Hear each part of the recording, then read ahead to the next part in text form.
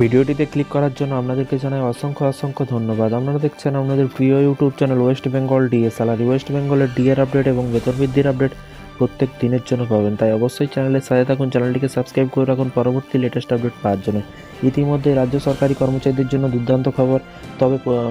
তবে কি ডিএ বৃদ্ধির সঙ্গে 2025 সালের শুরুতেই জোড়া সুখবর পাবেন এই রাজ্যের সরকারি কর্মচারীরা? জেনে নিন, পুরো ভিডিওটি দেখলে বুঝতে পারবেন কি বলা হয়েছে। দেখতে পাচ্ছেন পশ্চিমবঙ্গ বলে কিন্তু হেডলাইনে দেওয়া আছে।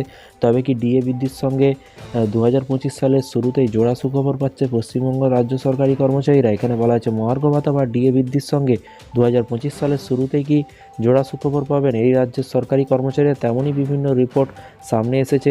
আসলে নয়া বছরে বা নতুন বছরের শুরুতেই কিন্তু রাজ্য সরকারি কর্মচারীদের মহার্ঘ ভাতা বা ডিএ বৃদ্ধি করার সম্ভাবনা দেখেছেন কেউ কেউ।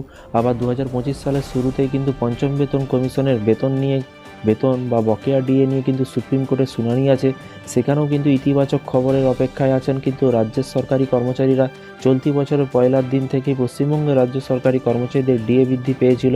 গত বছরের ডিসেম্বরে সেই ঘোষণা করেছিলেন মুখ্যমন্ত্রী মমতা বন্দ্যোপাধ্যায়।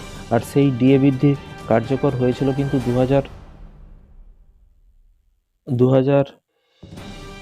কার্যকর হয়েছিল কিন্তু 2020 সালে 1 জানুয়ারি থেকে। সেই সময় 4% মহার্ঘ ভাতা বৃদ্ধি ঘোষণা করা হয়েছিল। এরই পাশাপাশি বলা হয়েছে যে এবারও কিন্তু কারো মনে আসছে যে মনে করা হচ্ছে যে আশা তৈরি হয়েছে যে 2025 সালের শুরুতেই কিন্তু মহার্ঘ ভাতা বাড়াতে পারে রাজ্য সরকারি কর্মচারীদের। আপাতত তারা কিন্তু ষষ্ঠ বেতন কমিশনের আওতায় 14% হারে মহার্ঘ ভাতা পাচ্ছেন। কারণ 2024 সালে জানুয়ারিতে 4%-শতাংশের পরে কিন্তু এপ্রিলে রাজ্য সরকারি কর্মচারীদের আরও 4% মহার্ঘ ভাতা বাড়ানো হয়েছে। আগামী 7ই জানুয়ারি সুপ্রিম কোর্টে ডিএ মামলার শুনানি হওয়ার কথা আছে।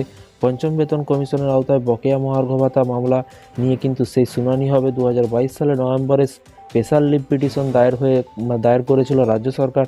তখন সেই থেকে মামলা চলছে সুপ্রিম কোর্টে। Confederation of state government employee সাধারণ সম্পাদক মলয় মুখোপাধ্যায় জানিয়েছে ডিএ মামলা 14তম শুনানি হবে বলে কিন্তু মনে করা হচ্ছে। তো ফ্রেন্ডস, বিষয়টি বুঝতে পারছেন। এই ছিল আজকে একটি ছোট্ট আপডেট।